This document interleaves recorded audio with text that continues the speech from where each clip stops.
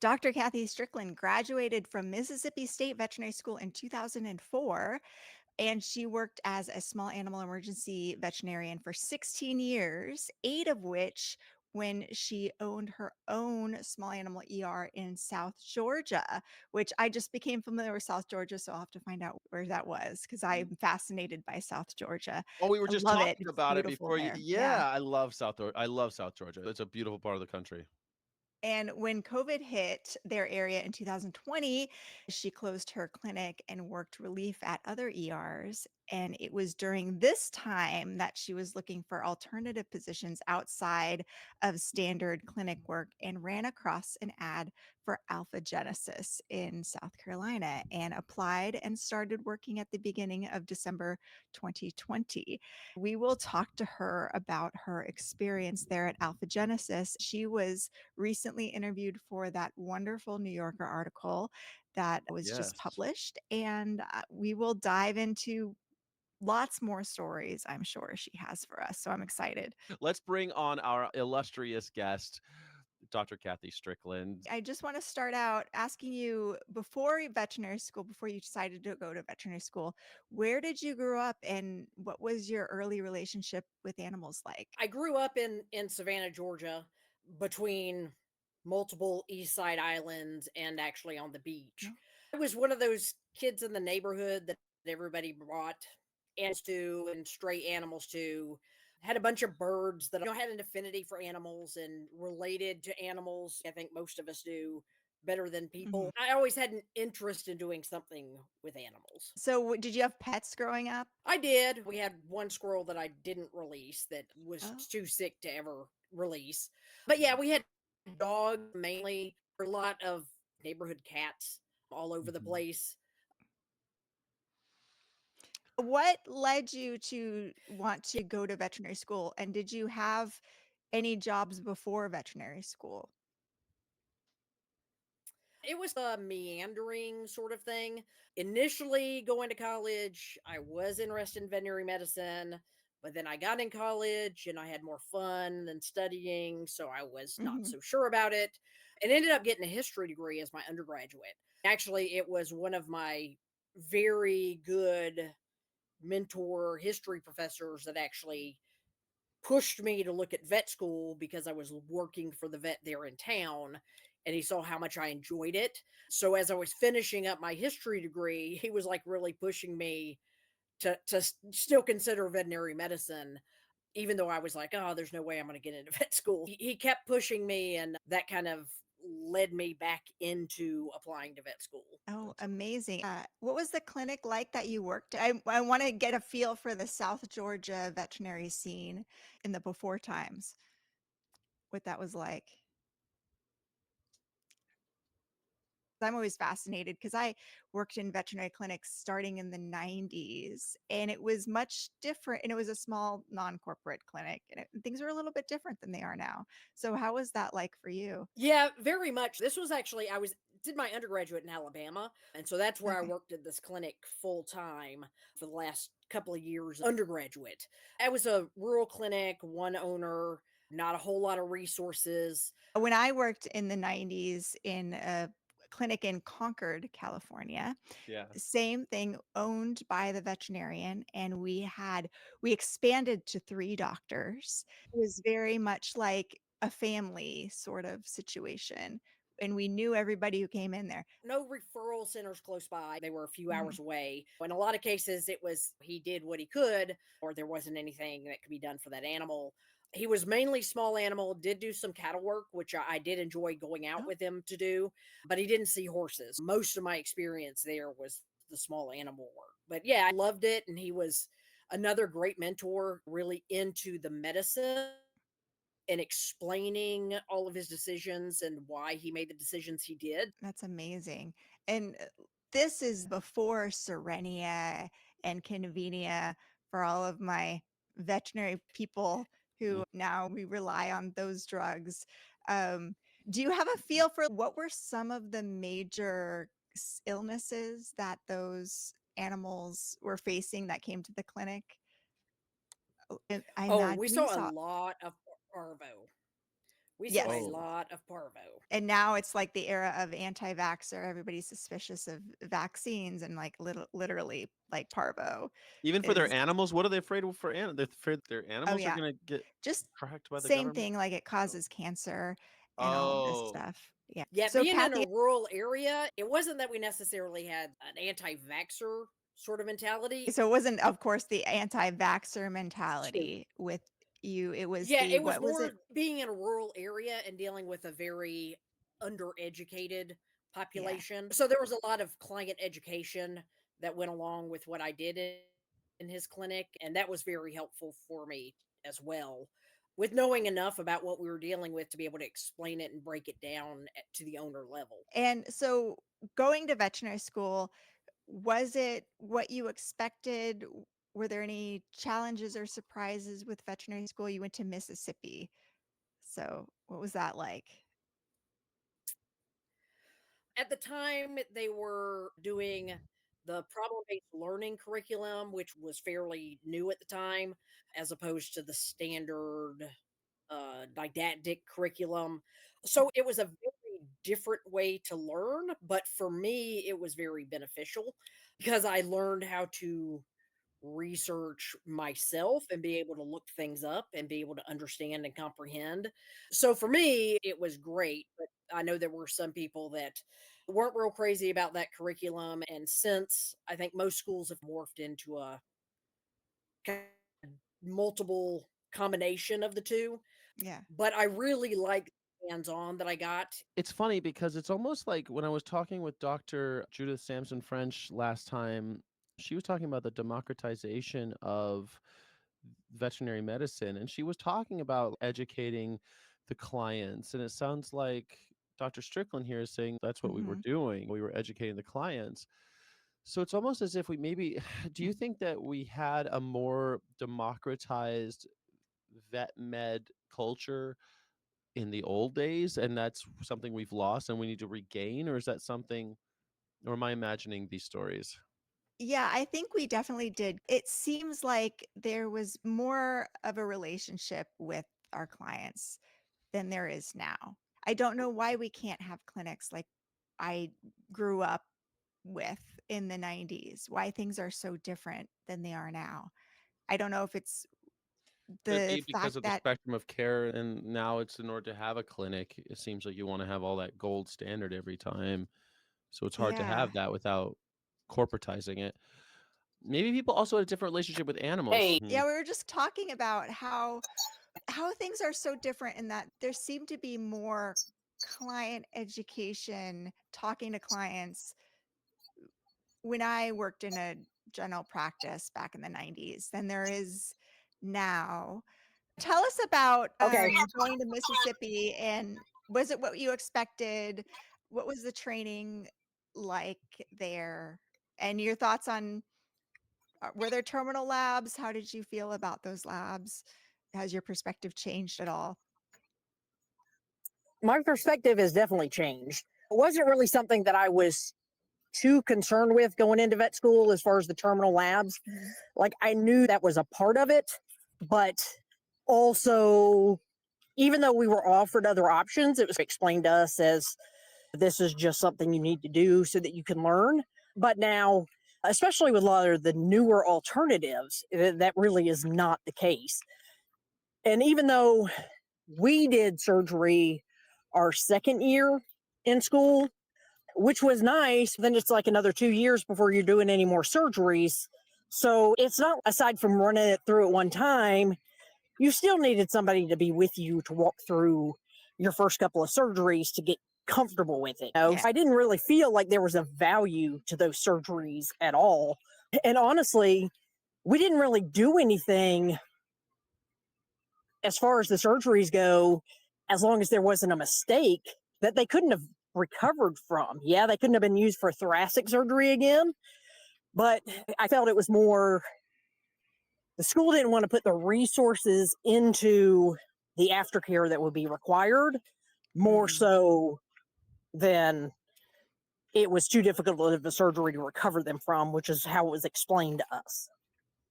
Yeah, that's really interesting because then you're missing out on the post-anesthesia recovery and seeing how your patient would do, but Right. And a there's lot of the yeah, ICU management that's needed after those sorts of surgeries, if that's what we're learning.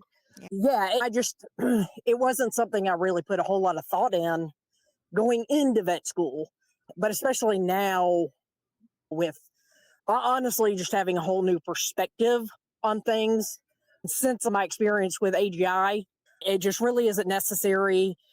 And there's some really awesome computer 3D models that they're using mhm, in some of the tech schools that even are much better for learning on than necessarily a live patient.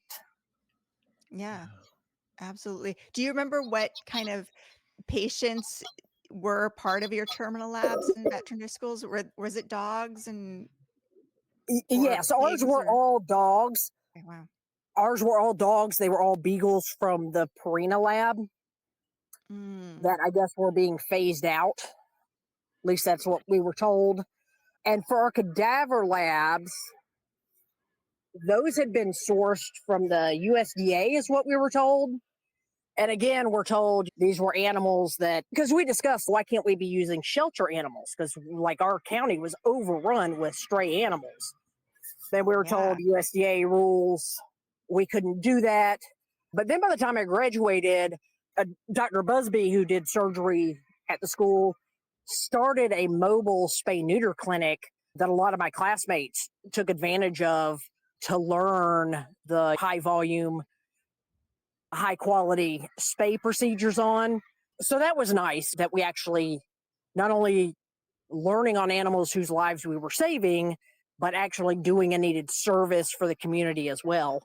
And that's really blossomed with Mississippi State. That's a huge part of its curriculum now, and his program is actually spread to other schools, is my understanding. That's amazing because that's what we did at UC Davis when I was there. What did you end up doing after veterinary school? What was your first job? It was a mixed animal practice, but I took the job as a small animal vet to mainly manage the small animal patients. And I was trying to get into emergency medicine at that time. I had done quite a few externships at emergency clinics that had been my focus once I found out that was a thing. Yeah, so small animal, meaning dog and cat, no exotics, and not doing any of the farm animals, equine Hmm. sort of stuff. So he had some farm animals that he would see that would take him out of the clinic. So I was there to cover the clinic for the small animals on those days that he needed that. But the Mhm. whole thing was that there was a new emergency clinic in the area that was opening up.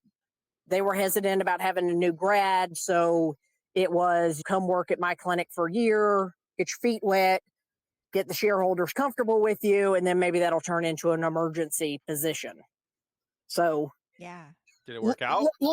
not exactly, but I did end up with emergency position somewhere else the next year. Okay, that's good. What drew you to emergency medicine? It just really fit my style. One, I am a night person, or at least used to be. Those hours were actually appealing to me as opposed to working regular banker hours. And then I also enjoy the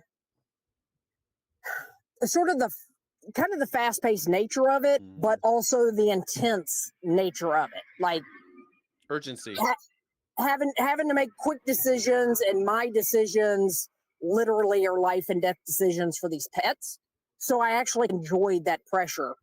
Not so much these days, but when I was younger Yeah. coming out of school, I did actually enjoy that pressure and getting to do a lot of things that I wouldn't have been able to do in a regular practice setting. Yeah, Mhm. sure. And then So, and so again, what oh, I yeah. was going to say, and again, I always had really good people around me that were willing to show me things, specialists that would come in and help me through procedures so that I would be comfortable with it the next time I saw it, that sort of stuff. What was your favorite procedure to do? Oh, I don't know. Or favorite kind of Um, case to get in that you're like, "Yes." our favorite cases have always been like the diabetic cases They can be difficult as far as getting owners to understand. And sometimes you're Mhm. not talking about a 1 day treatment, but the complexity of those and with what all's involved, I've always enjoyed. Okay. So, yeah, those are my favorite ones to get. But at the time when I was enjoying surgery, I didn't mind having a GDV or a splenectomy come in either. Yeah. It I've never done a GDV, like, diabetic ketoacidosis freaks me out. I'm glad there are people like you out there who can manage those. But what made you wanna open your own ER and run it? Mainly, we were not interested in relocating, which unfortunately, for most emergency, you've got to be in kind of high population areas. And I had worked both in Savannah and Jacksonville at that time. And we would get a lot of calls from like the Brunswick sort of area, that central coastal Georgia area, of people who were needing emergency care, and for whatever reason they weren't going to make the drive one way or the other. So it was really feeling like there was a need there, and knowing that it's a place that people like to take their pets on vacation with them. I felt like there was a need there. And again, most of us open practices because we want to be able to do things our way. There was a little bit of that in it as well, but I enjoyed it. There are times I miss having my own practice, but the problem was it's just being the only doctor trying to cover that is a lot of work. And going into it, I was young and thought I could hold up. And then towards the end of those 8 years, my body was telling me, we can't keep doing this.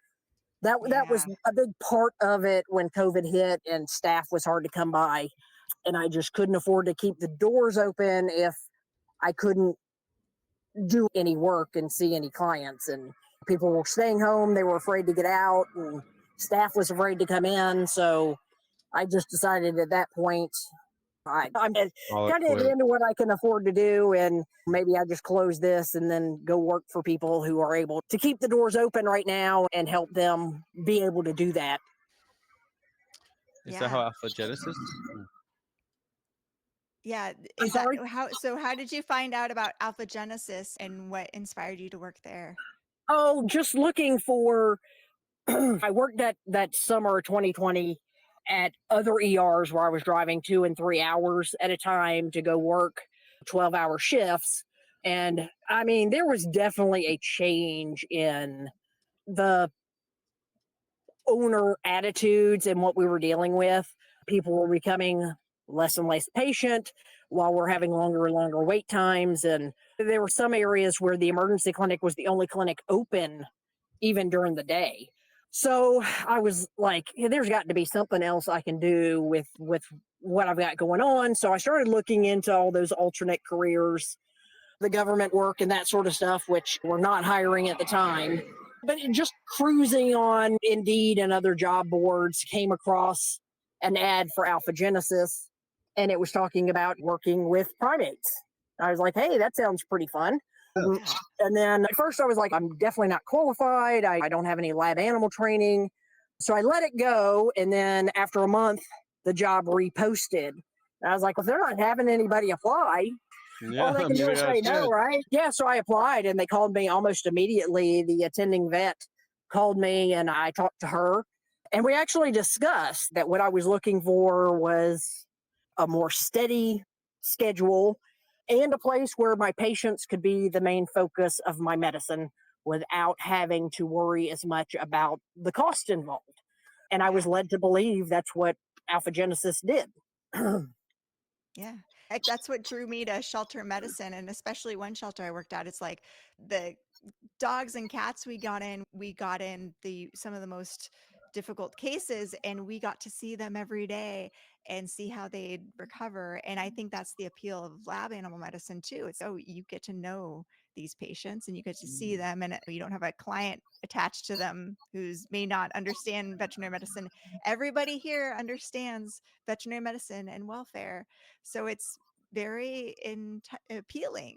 But what ended up happening? What was your first impressions working there? Honestly, my first impression was, oh, I don't know about this. The first day, we had a little short safety meeting going over B virus and wearing your PPE and Hepatitis that B. sort of stuff. Right. Yes. Yeah. Yeah.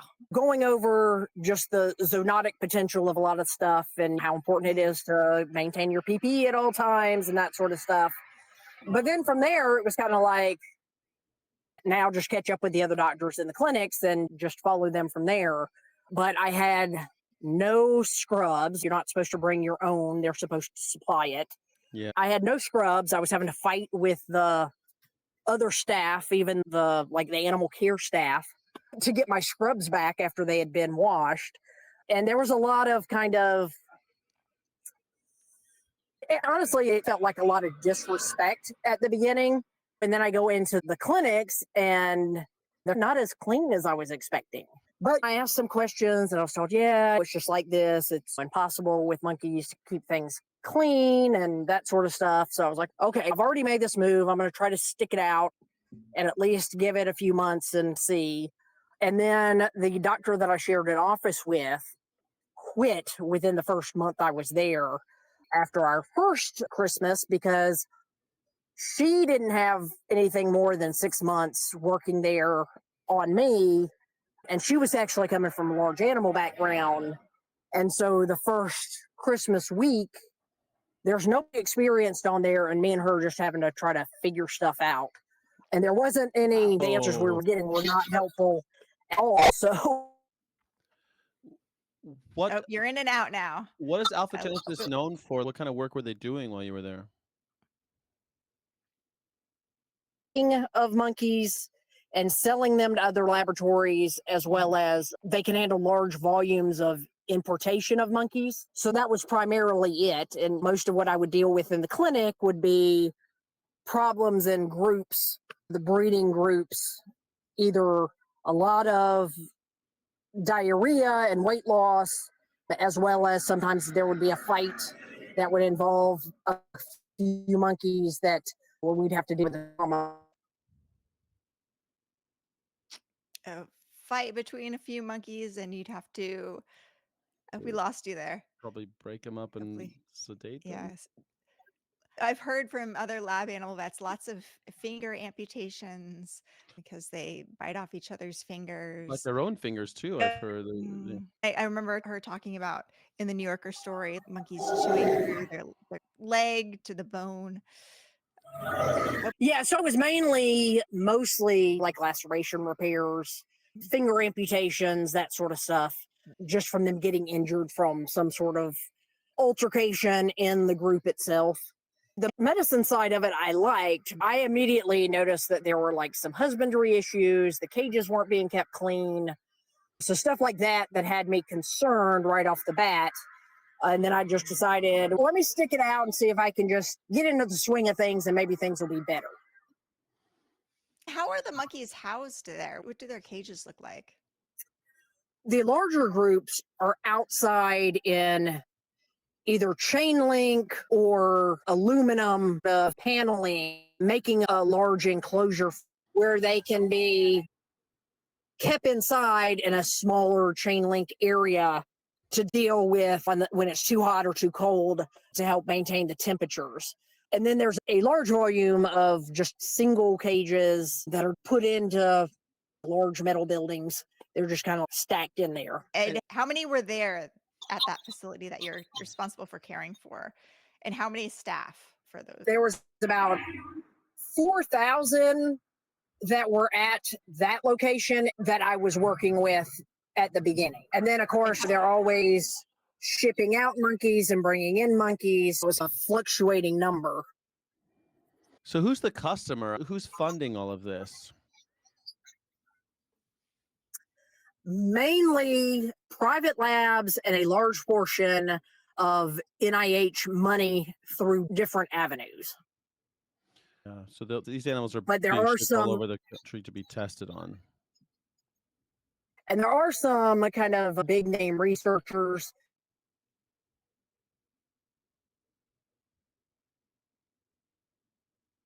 yeah. And how many staff are working there to care for around 4,000 There are a monkeys? few big name researchers. You're in and out, just so you know, Um, 'cause if we might have a disjointed conversation. for the vet staff at the time, we had 3 vets starting off, and then about 12 vet techs that were responsible for monitoring all those monkeys. And then they probably have about 20 to 25 animal care people that are the ones responsible for cleaning and feeding the animals. And then another team that's about 15 to 20 people that are the processing team. They're the ones that put the IDs on them, the tattoos, make sure they're TB tested, get the initial samples when they come in. And then there's a whole separate lab staff. Dr. That's probably Strickland, another 30 people or so. what kind of stories or what kind of realities would you like the public at large to understand that you think that they don't understand right now about places like the Alpha Genesis lab you worked at? Like, what kind of message do you want to get out to them to make it in the spirit of transparency? The big thing is that we are not caring for these animals the way we are told that they are getting cared for. The Animal Welfare Act is like bare minimum care, and that's not even getting done. So they're not getting fed every day like they're supposed to. They're having moldy food left in their cages as their only source of nutrition. The cages are not getting cleaned out. They have broken areas where it's easy for them to injure themselves, reach through to another monkey in another cage that they don't know, that results in injuries. Then the basic husbandry, like the not keeping the areas clean enough, was resulting in the sharing of parasites and bacterial infections of the GI tract that then would kill a young monkey because they don't have the immune system to deal with it. That was the most shocking thing to me, was just that the basic simplest stuff that is needed to care for them and to make sure that they are healthy enough for going on to research is not getting done. And then they're being injured by the way the staff handles them sometimes, And you especially if one escapes. you even Which is what happened. implemented some, like, parasite treatment in the monkeys that they weren't even doing basic GI parasite protocols, it seemed like. Is that true? We didn't Yeah. even have a regular basis for trying to give a general dewormer to the colonies. When we looked into it, the substrate of the cages hadn't been changed out in years. We're dealing with hookworms and whipworms that have been in these enclosures for 7, 8 years that are just leading to potential resistance. Even if you don't care about the state of the monkey enclosure, that's not good medicine if that's what you're trying to do research on. You Yeah, hear this all the exactly. time. These universities or even Elon Musk, they buy a bunch of monkeys and a bunch of them die, and their excuse is always they got to me sick. They when they arrived, they were ill. So judging by according to what you're saying, that's of course they're arriving ill. Of course they're not going to make it. In It's a lot of too, cases, right? yes, I tried, as well as at least I was told by other employees that they had as well. But yeah, nothing ever came of it. Even at the times where we had hyperthermia deaths from the monkeys being left outside with no water, or in the winter where the heaters went out, they never came in looking for the specific things that we complained about. And most of the cages were in horrible condition. I didn't understand how that wasn't having something said about, because I had read through all of the regulation documents that just really seemed to not be a concern for the USD inspectors that I saw come through. What was the culture there among the workers? Were there other workers who were voicing concerns about this too, or did you feel all alone in this? Once I started speaking up more, there was, I would say, a handful of us that tried to work together to try to push for improvements.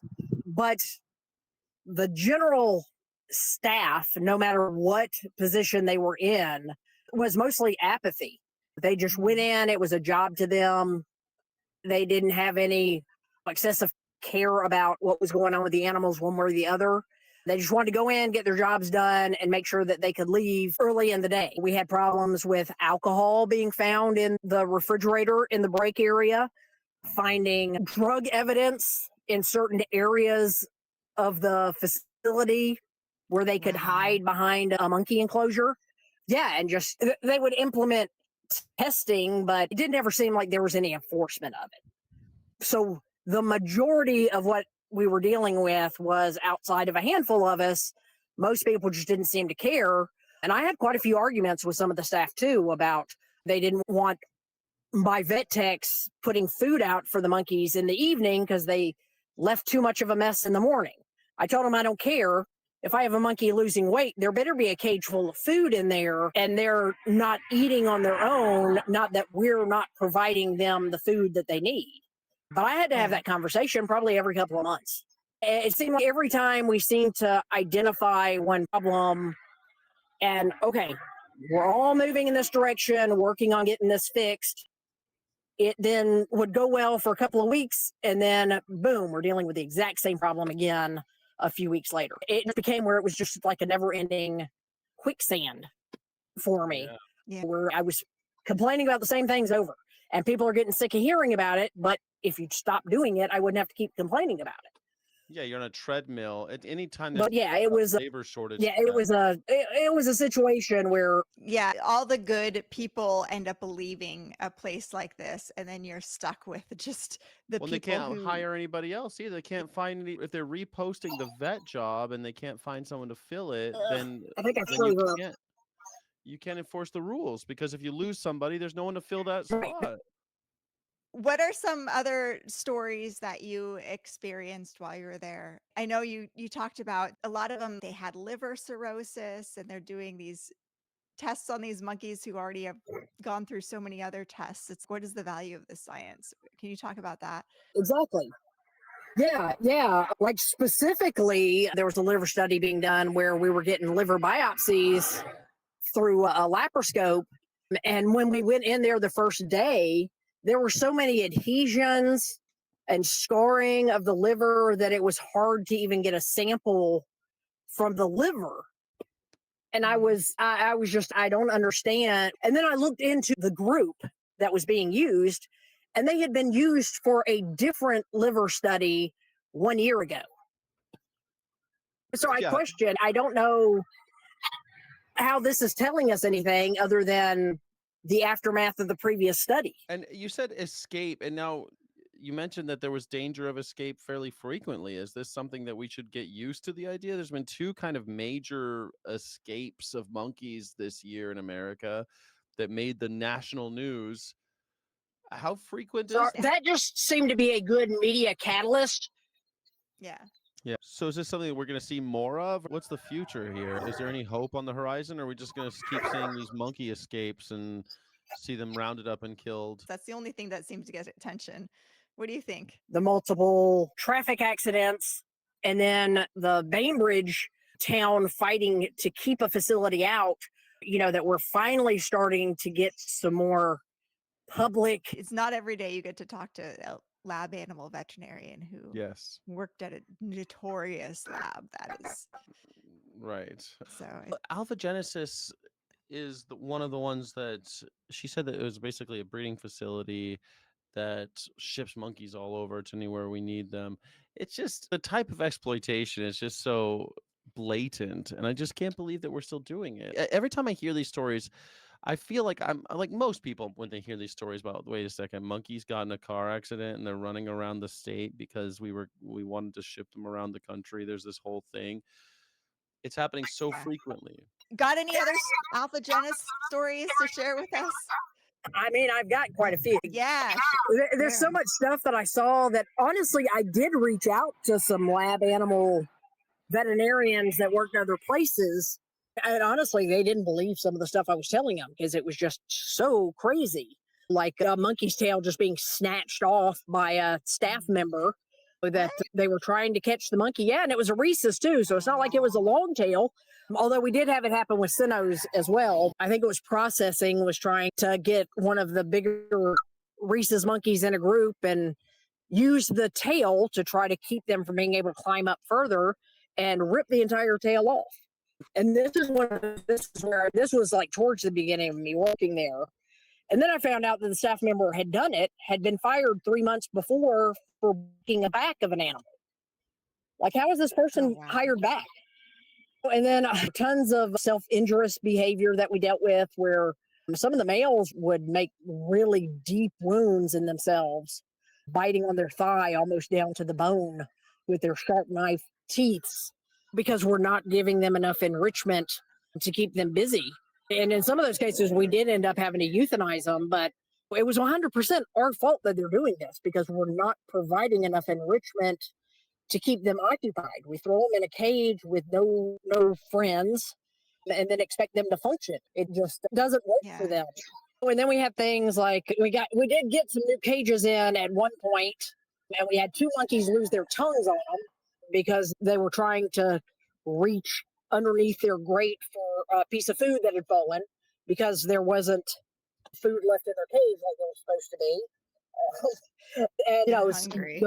yeah, Mhm. yeah. So they're trying to get the last kernel of food that they can find and using their tongue to try to dig it out, and it gets caught, and they end up ripping their tongue. And Oh that was my a goodness. crazy call because it was one of our animal care people who English is not her first language, and she's screaming over the radio, and all I can make out is tongue. And I'm like, what is she saying?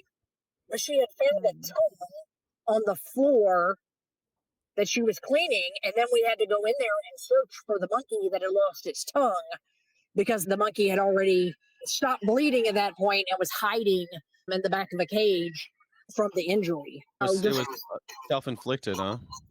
Yes, yeah. We have had some that were not, where they stuck their tongue through to a neighbor who grabbed it. But yeah, but in Mhm. that case, it was 100% that the cages had issues that resulted in a very traumatic injury. I think one of those I was able to save, and then the other one we ended up having to euthanize because they didn't have enough tongue left to be able to eat. Yeah.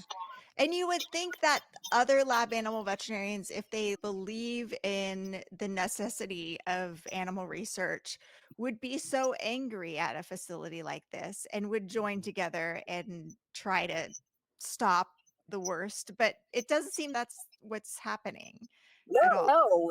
no, exactly. And that's what I thought too. That's why I reached out to some other vets that I knew through just common people about what can I do in this situation. That's what I thought too. If you think what you're doing is necessary, then why would you want a facility that is this bad kind of representing you? But that didn't seem to be the case. Instead, every time I've posted anything publicly, it's other vets are attacking about, oh, that I'm not sure that happened, but even if it did, that's not what my facility. I Yeah. do think that this is the worst of the worst. But even some of the other stuff that I've heard about at some other places still isn't good. But yeah, that was probably one of the biggest surprises to me because in vet school we're told about how lab animal is the best of the best. You're practicing high Mhm. quality medicine. You're doing human level medicine. You're Mm. doing these animals are well cared for because of what they're giving to us with their lives, and that just does not seem to be Yeah. the majority case, really. And then to find out, I didn't know until this happened to me, and I started researching and looking into it. But then to find out that most of the studies in that we're doing in these animals don't even correlate into human benefit. Mhm. So Mhm. why are we doing this? We're Yeah. all supposed to be scientists, right? Don't we follow the science? Uh, We're just Yeah. doing this because it's always been done this way and nobody's questioned it. That doesn't make any sense to me. And now that we Yeah. have got research to compare, it really doesn't make any sense that we're not making more of an effort to move faster to do away with animal research. Yeah. But it Absolutely. was definitely not what I was expecting to get into. But I don't feel bad about any of the waves that I made while Mhm. I was there or since then, because as a veterinarian, my concern is for my patients, and I want the best for my patients. And it was made very difficult to do that there, and to know that is still ongoing is very difficult for me. Yeah. Doctor, I wanted to ask you about that. What was when you did start making those waves, what was the response from your veterinarian community or just overall? What kind of response did you get? Not great, at least as far as the company goes. Initially, like I said, there was a handful of people involved, and one was a supervisor over the full facility.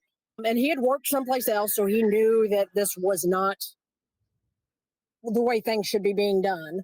But then it was, we have to go in incremental steps. We can't move too fast because the owner of the company isn't going to go for that. We kind of have to Mhm.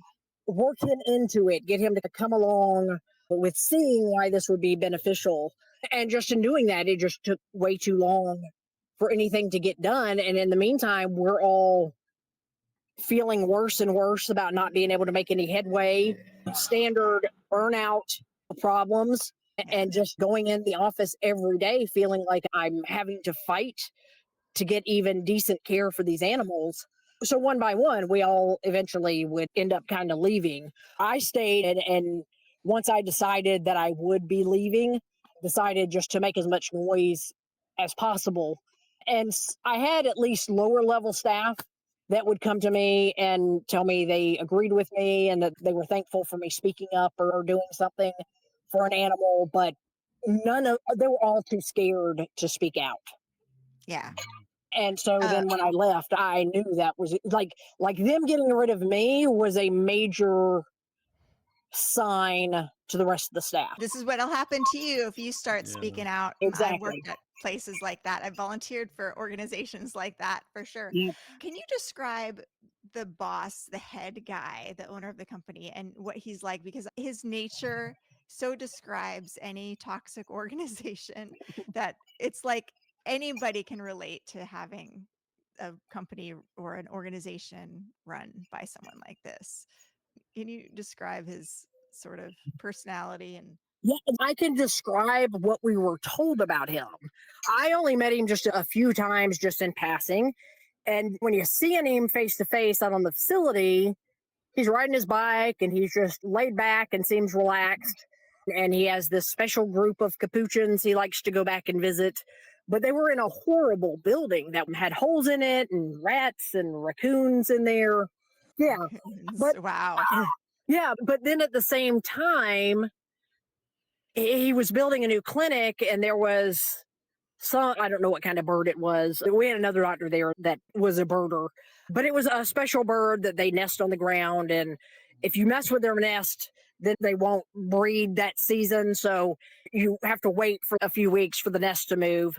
So he was willing to delay construction to not disturb that bird and her nest.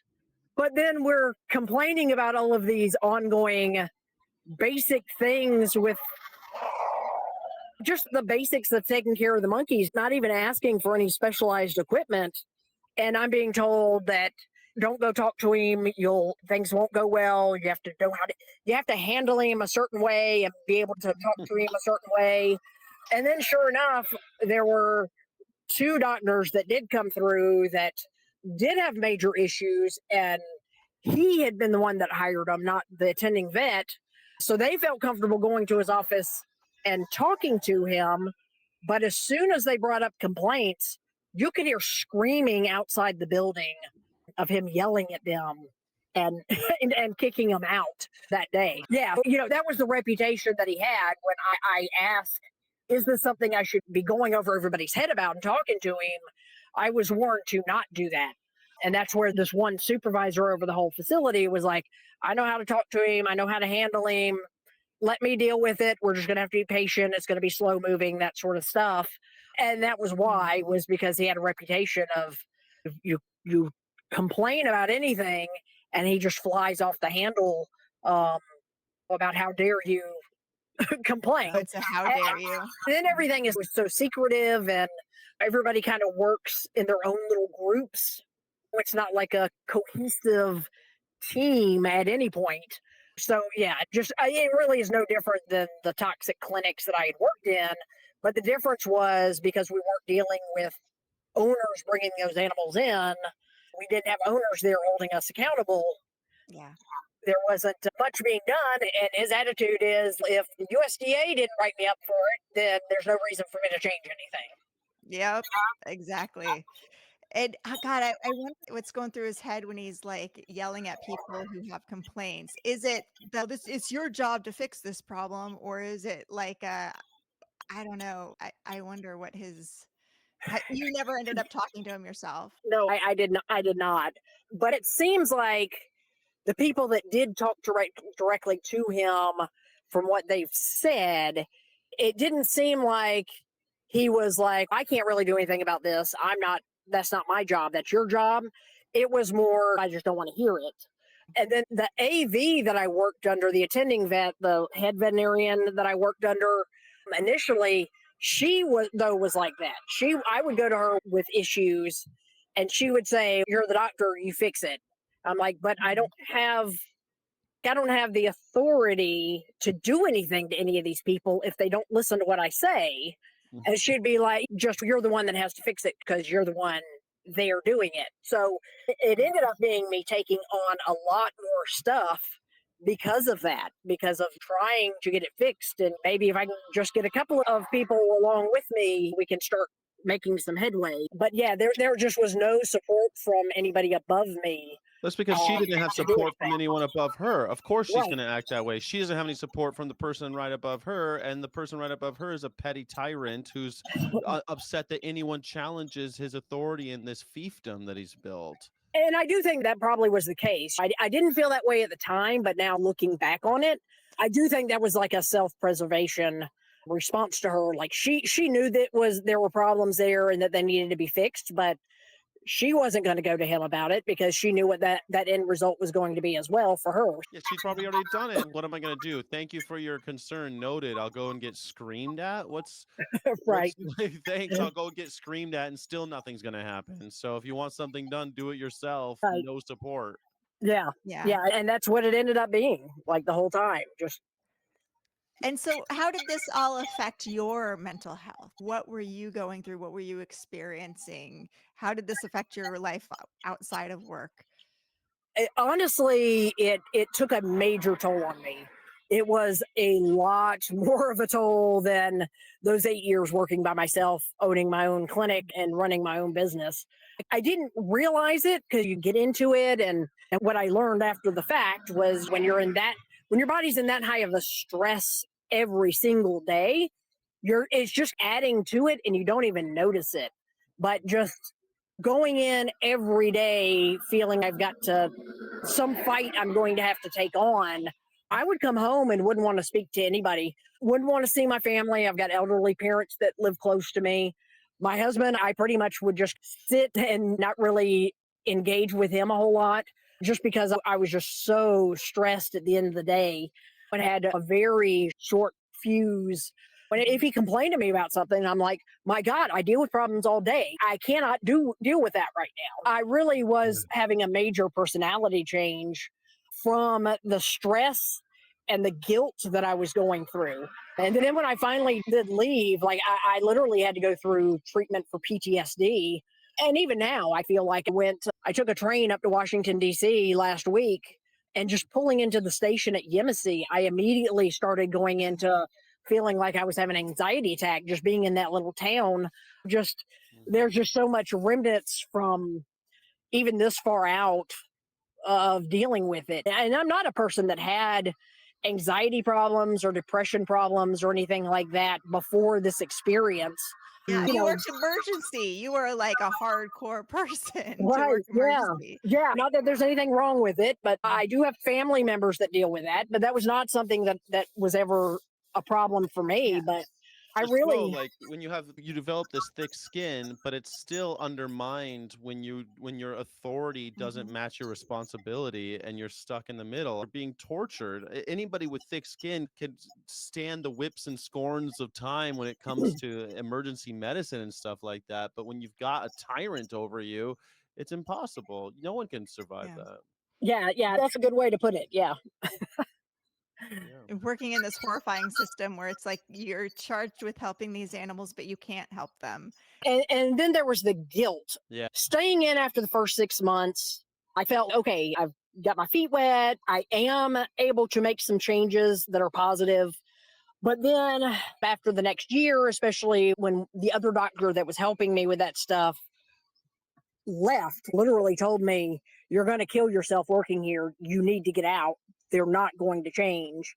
Stayed in for another close to a year after that because I was afraid of what's going to happen when I'm not here. So there Mhm. was this back and forth guilt about, am I really helping? What else can I do? And I can't stay in this situation. The situation is really affecting me. But at the same time, if I leave, what's going to happen with these animals? And sure Mhm. enough, the week after I was fired, they had an animal that I would have been monitoring die because it wasn't Mm. being monitored under sedation. Yeah. And so that And probably took me a month or more to get over, just feeling yeah. guilt about that. But I know How did you know that happened after you left? somebody Or somebody contacted me. somebody's telling. Oh, Yeah, nice. yeah. Somebody contacted me and let me know. Yeah. And it was at that And point that I was like, I've got to find, there's got to be somebody out there that's willing to listen and do something about this. So that's when I started contacting people trying to find out what can I do. yeah. I'm so glad you did and you're starting to try to get the story out. But even after you left, then 40 monkeys escaped from the facility too. And there's got to be, I know I've left horrible organizations and workplaces, and then you hear stuff that happens, and you're a little bit of you is validation. Yes, I was right. Like it wasn't just me. Is there a little bit, and it's also so sad too. But Yeah, no, I really don't feel any validation because mhm, I feel like people are still not listening enough. But for me, it was really more the guilt. But at the same time, I wouldn't have been in a position to prevent those things from happening because those were things that I complained about. I complained yeah, about them not maintaining proper temperatures in the extremes, whether it was hot or cold. I complained about holes in cages that were not being properly repaired, that sort of stuff. And they just fell on deaf ears and didn't listen, but it doesn't alleviate some guilt on my part for the monkeys that were lost because of those yeah. incidents. And this place does just need to be shut down, and it's outrageous at this point that it's still open, and it just goes to show you our systems don't work. Our regulators aren't working. Like it's Right. still open and it's still running and presumably making a profit too. Yeah. And you Oh, he didn't would brag hire. about that. I would be Oh, told, oh, we can't get new cages because they're $30,000 a bank for a bank of cages, four cages there together as a bank. It's too expensive. But then on his website, he's bragging about how they made $1 billion the same year. a What? billion Why can't? dollars. Why? But we don't have $30,000 to get new cages. Seriously? Oh, Well, there you go. wow. That answers your question. Why aren't they following the science? It's because they're too busy following the money. Of Yeah, course, this is how that works. Why buy new cages when that cuts into those margins? exactly, exactly. And same thing with hiring better staff Yeah, that's and it. staff that has some education Or and them. some experience behind them. Yeah, or Yeah. keeping them. People are willing to stay a lot longer at a place if the money's good. And they know they're not going to get another job that's going to pay that Yep. in the area. That absolutely is something else that is able to be taken advantage of in a very poor rural area of South Carolina. Yeah. Do you have any advice for any other lab animal vets who might be in that situation you were in, who might be working at that lab right now? What could somebody have told you that would have helped you, or even saying get out? What advice do you have for anybody who's currently working there now and other facilities just like that? I guess really the only thing helpful I could say is that you are not alone. I Mhm. know you're being gaslit and being made to seem like you're just overly emotional or crazy or whatever when you're voicing your concerns, but that is not the case. You are not alone.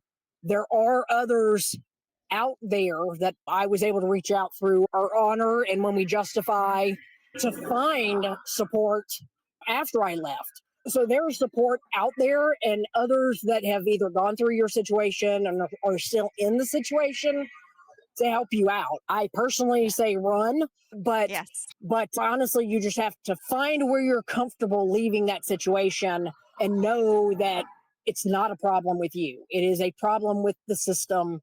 And there are plenty of us out here willing to support you and help you through your decisions. And I Before imagine, like, you probably signed an NDA or something. Are you worried about that or anything? No, that was part of a decision I had to make about speaking out and being Yeah. concerned about what I did release. But none of this is proprietary business. We're yeah, talking about basic animal welfare, like the most basic needs of these animals that are not being met. That has nothing to do with the business. So that is not anything that can keep you from speaking out. Yeah, yeah, it's absolutely. important. Yeah, NDAs don't protect them from crimes. People think that Right. you sign an NDA, that means that you don't report crime. That's simply not the case. Right. That was definitely like beat in our head there. Anytime I would make a remark, they would check our phones to make sure we weren't having pictures and videos and stuff. It was crazy how paranoid they were. But they would use that to beat over our head to try to keep us in line. But yes, the NDA does not protect them from not taking proper care of these animals. So there is no reason to not speak out. You don't have to divulge the research you're working on or the clients you're dealing with. That's fine as far as the business goes, but that has nothing to do with how these animals are being treated. So Yeah. important. Yeah, I think that they try to bury people and scare them with paperwork and legalese. That seems to be quite, I don't know, in the last 20 years that we see more and more of. Do not compete clause and the DNAs. Do not, what does DNA stand for again? Non-disclosure agreement. Non-disclosure, NDA, Non-disclosure NDA, agreement. Yeah. sorry. Do not compete is Yeah. DNC, NDA. Yeah, it's just a scare tactic. So what happened? Why did you leave and what did you do after Genesis? It's another like nothing is straightforward Yeah. in my dealings with this company.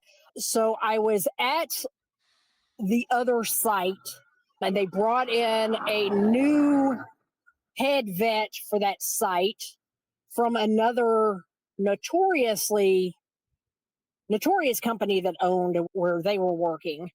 She came in and was undoing a lot of the training and education that I had done with the staff to get our staff to where we were having some really good functioning with the staff and them getting along. So me and her had butted heads a little bit about undoing some of the training and her not willing to be involved in the training that me and all the other doctors at the company had set up. And then I was accused of refusing to see an animal that had been pulled from a group, and that was not the case at all.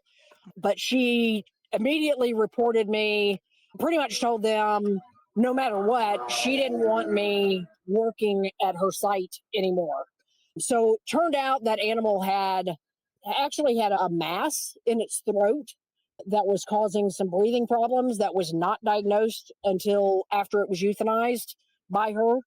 So anyway, so she accused me of me being the one treating the animal inhumanely. And the other doctor that was with me at the time, like nobody was, there was no investigation. So, like, they literally locked me out of my office, wouldn't let me on the facility. So, anyway, at the time, I was in the process of moving over to the research group.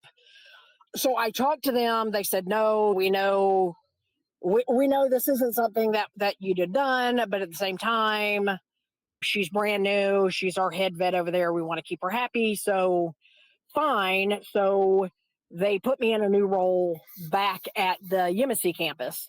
But then after a few weeks, they were wanting me to be on call. Being on call is for both facilities, meaning I would have to go over to that other facility.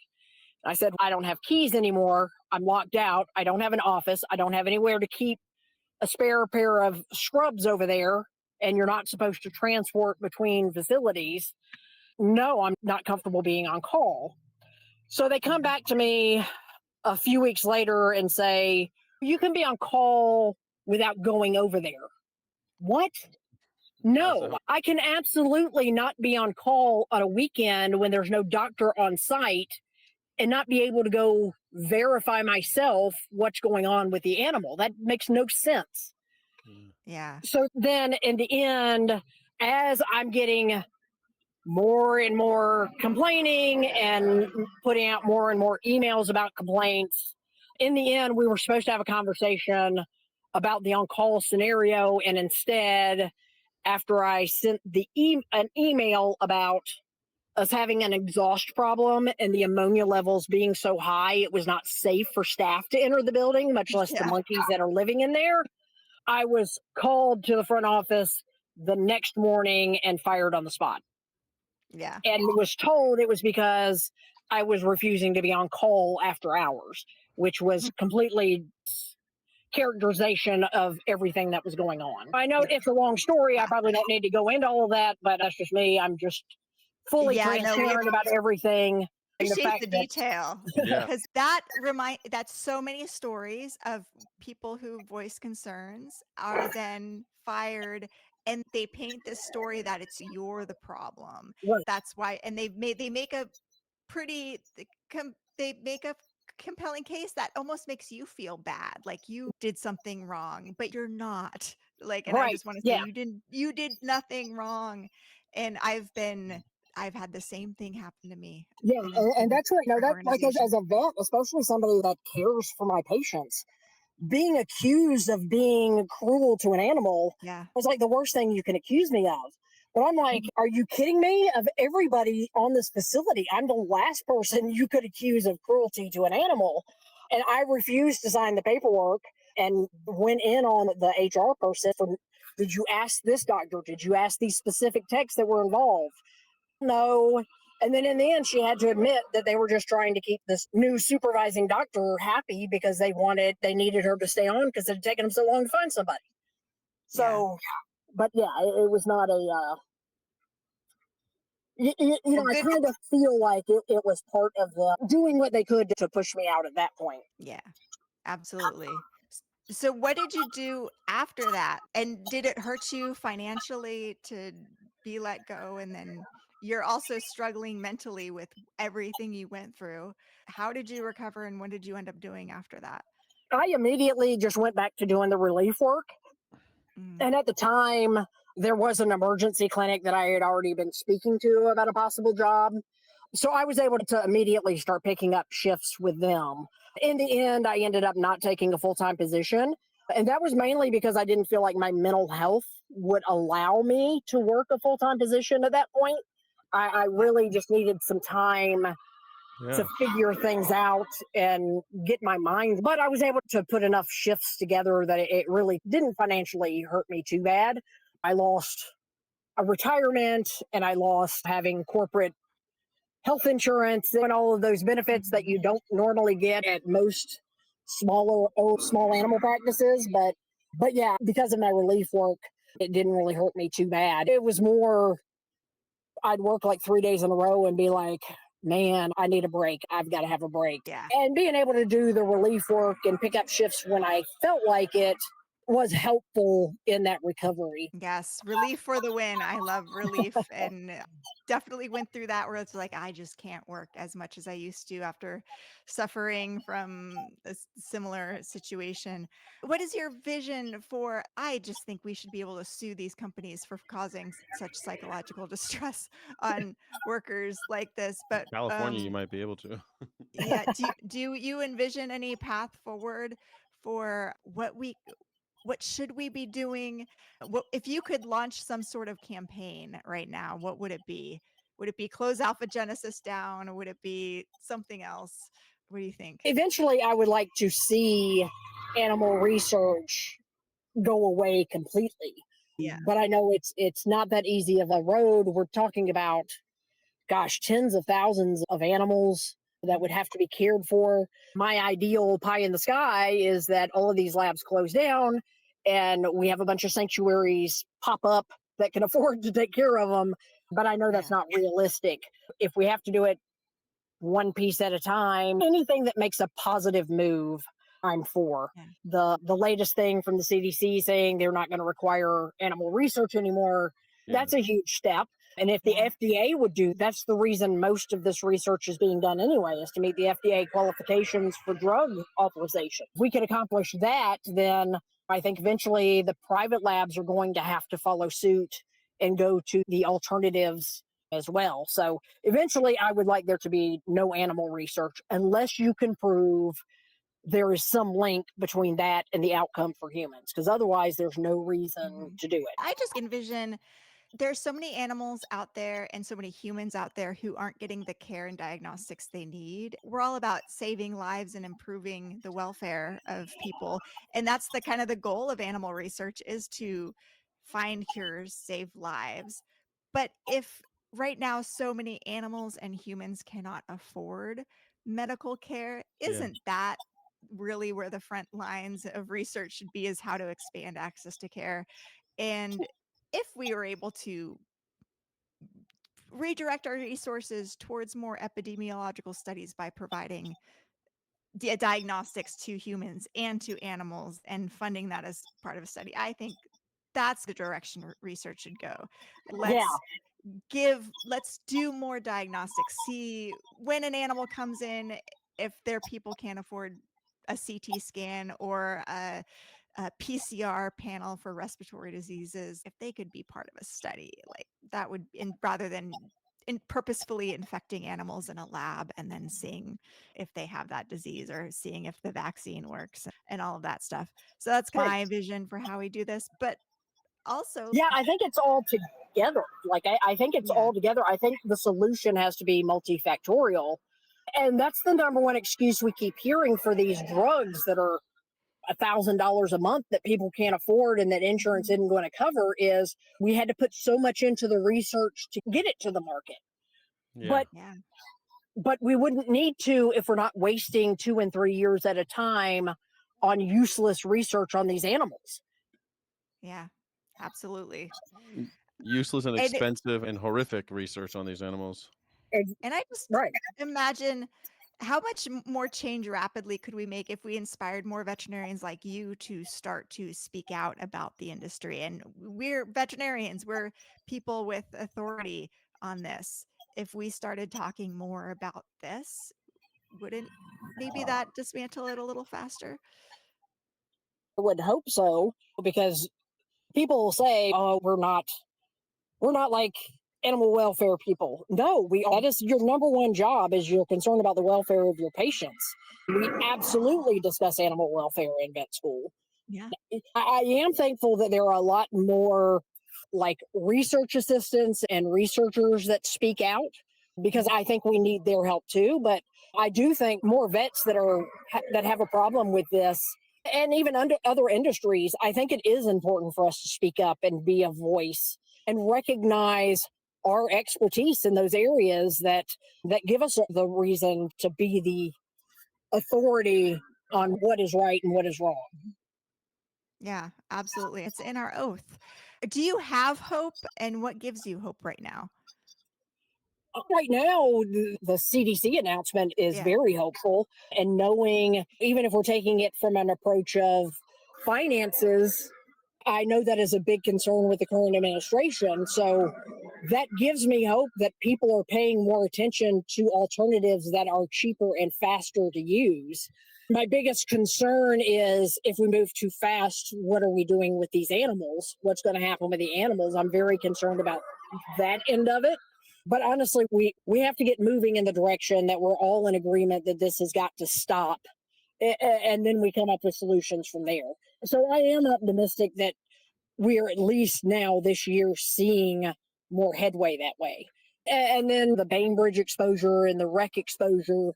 is also letting the public see a glimpse behind the curtain. Those monkeys, yeah, it's horrible that those monkeys were getting shot on the side of the road, but they weren't exactly headed to Disneyland for monkeys. They were Yeah. Yeah, going someplace where they were going to be tortured and eventually killed in just as horrible ways. absolutely. Absolutely. Is there anything else we haven't covered that you'd like to speak about before we let you go? No, I think we mostly covered it. I'm going to continue speaking out, letting the public know what's really going on at these facilities, and do what I can to influence legislatures to continue moving towards more successful scientific progress that will Mhm. eventually mean these animals don't get used anymore and we stop importing them into the country. Yeah, absolutely. I think that's huge too. Yeah, the Let's Cargo Act is something that I've yeah. been talking about for a long time, making it just illegal to import. That would go a long way and stop American funding research overseas on these animals as well. I feel like these are huge dents that are already making their way through Congress, and with a little support, we might actually be able to get them done. Yeah, Yeah. yeah, that was not the case when I was working in at Alpha Genesis in the 2000 to 2003 timeframe. I'm feeling a little bit more optimistic with the amount of progress that I think we have seen this year. I just hope we can Mhm. keep the momentum going. Yeah, absolutely. Thank you so Awesome. much for sharing your story. I hope more veterinarians will hear it and will consider speaking up and will start joining together and make more change. So thank you again for talking with us Thank you. and yeah. Yeah, thank you so much, and for putting up with my sorry internet out here in rural Georgia. No, I We're understand. privileged to have you. Thank you so much, Yeah. Dr. Kathy. Sure, anytime. Thank you. Sir Heath. Well, Oh, that was great. yeah, I loved it. We were talking about USDA inspectors, and it's easy to blame them too, but there's 100, according Mhm. to the Congressional Research Service, they indicate that 122 inspectors are, that's all they have at the USDA. 122. 122 when they're all full up. They say that they have between 100 and 122, but when they're all full up, 122, and they are inspecting 11,785 facilities across America. I'm sorry, it's just not going to get done. And I applied to be a USDA inspector. I'm still waiting to hear back. But USDA, if you're looking for anybody, I Well, they am need down someone like to you who's going to take it I seriously. think they all are. Probably. I've spoken to a bunch of USDA people and they're great, but their hands are tied to what I envision and what's lacking is the animal advocacy movement rallying behind these USDA inspectors because if they know that activists have their back Mm. and will support them when they start to file violations and but often if the veterinarian says I have everything I need, there's no problems here, they don't feel like they can do anything, but they actually can and they need people, animal attorneys, other people to explain to them what options they have. Because I Yeah. think this is true with veterinarians working for animal services departments too. They often don't know how much power they really do have. And instead of activists taking upon themselves to do stuff, give support to the people who are actually legitimately there and trying their best and start talking to people who are working on the inside who just need more attention, more people to help them do their job and put these companies in the place that they need to be, which is out of business. Yeah, we're just out of business. Honestly, a lot of these guys, these inspectors, with 122 of them, with and violations being so rampant, then they're only going to report the worst of the worst. This is the other thing. When you hear about USDA violations and you hear about it being so horrible, it's because they've only seen that's all they can report is the really egregious stuff. Yeah. Yeah. And it's the whole frustration with other veterinarians not supporting somebody who's working in an atrocious lab. In research veterinarians too. It's like this should if you believe in animal research, shutting down alpha genesis should be your priority. But instead, you're just defending the industry as a whole like we are because even the idea that one company could be bad, does that threaten the whole industry? Maybe it does. If you continue to insist these are highly regulated companies, doing this very important work, and then we shine a light and say, "Actually, look at that one. No, it's not highly regulated." If that gets out, oh, your whole system, your whole argument fails. It's not. The The whole animals are industry suffering. becomes suspect, right? This is the fact Yeah, that these people are making this much money is just it's just mind-boggling. It's just so wrong, and I wish that we had more people like Dr. Kathy Strickland out there. Hopefully, she'll inspire yeah. people to also speak up. 1,000 monkeys bringing in $1 billion to that Oh, company. My God. But it also reminds me of the shelter medicine world too. I think we get attacked a lot for various things. And there is this impulse to, like, whenever you hear something bad about an animal shelter, I get this impulse of, wait a minute, people in animal sheltering work do this because we care. How right. dare anybody, Yeah, you get defensive. yeah, criticize one of my colleagues who's like trying to manage the problems of society. But we also have to acknowledge that there are inherent problems with the animal sheltering world. It's a Yeah. business model that, or it's a kind of a model based on we have to adopt these animals out. They're commodities in a lot of ways. Yeah, and I think that And when you criticize that world and or any world, it could be the activist world, we run up against that as well. To critique those things is a benefit. It's a benefit for all. If you're criticizing the shelter medicine, being an activist world, that should make a more robust and healthy yeah, city. but it's, this Cassandra Mhm. mythology of Yeah. Zeus, Cassandra, She's blessed with the ability she, to well, foretell calamity, but no one will believe her. She's cursed that no one because will she believe her. rejected the advances of Zeus, he Mhm, cursed her with, "Nobody's going to believe you now." mhm. And literally, that's everybody. Anytime you object the advances of the lab animal industry or reject the romantic advances of some animal rights leader, you are now cursed with "nobody will believe you." It's true, When you yeah. start to say, "Hey, there's some problems here. You're headed off a cliff. And nobody's gonna Look out believe for you." that tree. Yeah, no one look out for that tree. They never listen. Thanks everybody for joining us. Thanks for everyone. A lot of people over on Twitter. Thanks everyone on Our Honor YouTube. Don't forget to hit the subscribe button. Oh, we got a few people on Facebook as well. Thank everyone for being here. And don't forget to hit that like button and hit that subscribe button while you're at it. And make sure you go over to ourhonor.org/donate so you can make a donation to help the important work of Our Honor. If you like conversations like this, you like supporting whistleblowers, you like inspiring veterinarians to follow their conscience, please do us a favor, do the whole world a favor, and go to ourhonor.org/donate. That's it. That's the whole All right. show. All right. Yeah. I thought you were gonna say something. No. All right, thank you. Donations matched through the please donate. Your donation is worth double. So ourhonor.org/donate. Please do. 5 Continue, help us get 10, continue this 10 work. will get you 20 over at Mhm. ourhonor.org. Make sure matching donations to the end of the year. Awesome. Thanks. Bye, everybody. Thank you.